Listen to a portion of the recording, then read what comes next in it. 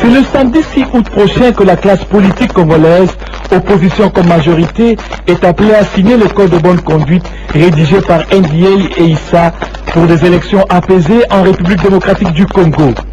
Si du côté de la majorité, cette signature n'appelle pas un débat car déjà adoptée en atelier, du côté de l'opposition, l'on exige d'abord des réponses claires et précises aux mémos déposés à la CENI avant toute signature. Nous voulons bien signer ce document, mais il y a des choses à discuter. Vous savez, quand on est venu avec ce document le lundi, à l'ordre du jour, il y avait des points. Le premier point, c'était le processus électoral. Si nous avions fait le débat autour du processus électoral avec le bureau de la CENI, on ne serait pas arrivé là où nous sommes arrivés. Parce que ces préalables étaient sérieux, discutés, séance tenante et trouver un compromis. Donc il ne faut pas qu'on nous oblige à signer le code de bonne conduite comme si c'était les documents préalables pour que les élections aient lieu. Non, c'est un document parmi tant d'autres. Nous les signerons au moment venu, mais qu'on résolve le problème réel, c'est celui, le préalable que nous avons posé. Nous ne pouvons pas signer le code le samedi tant que la CENI ne nous a pas encore répondu au préalable que nous avons pu lui présenter, qui ne concerne pas seulement l'opposition, ça concerne aussi certaines parties de la majorité, qui d'ailleurs en sourdine nous soutiennent, Mordekis. Il n'y a aucun problème, il faut justement que les préalables soient pris en compte. Nous allons, en sifflotant même, par rapport à aller aux élections.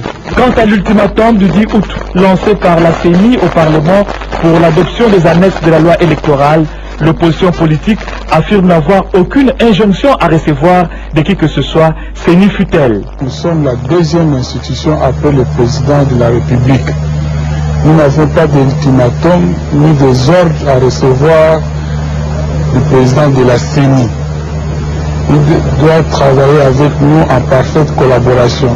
Il doit savoir que nous sommes 608 parlementaires qui pouvons à tout moment, si notre relation se détériore, à lui retirer notre confiance. Il est notre émanation. Au moment où il lance l'ultimatum à l'Assemblée nationale et au Sénat, le public notera qu'il n'avait pas déposé son dossier au bureau de l'Assemblée nationale, ni au bureau du Sénat. Il avait déposé ça au gouvernement. Donc cet ultimatum était mal dirigé. Il devait faire cet ultimatum vis-à-vis du gouvernement. Il y a des préalables. On a élaboré un calendrier. On a procédé aux opérations d'enrôlement. Les opérations sont terminées. Maintenant, il faut nettoyer le fichier électoral.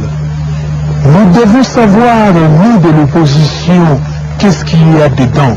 Les 32 millions d'électeurs représentent quoi? Nous devons savoir, la question est très simple. Pourquoi qu'on nous dise, parce que je ne comprends pas, moi, Fayoulou, jusqu'aujourd'hui, pourquoi les Katanga a 1 400 000 électeurs de plus que Kinshasa? Comme ils disent.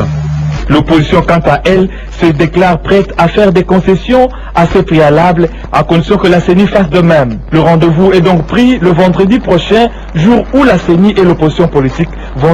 Ils ont constaté que la loi électorale qui a été promulguée par le président de la République ne pouvait pas être mise en application complètement en ce qui concerne les circonscriptions électorales et le nombre de sièges si les annexes y relatifs n'étaient pas encore votés par le Parlement. Et à ce sujet, les deux bureaux ont décidé de la convocation d'une session extraordinaire qui va commencer le 6 août, qui se terminera le 4 septembre 2011.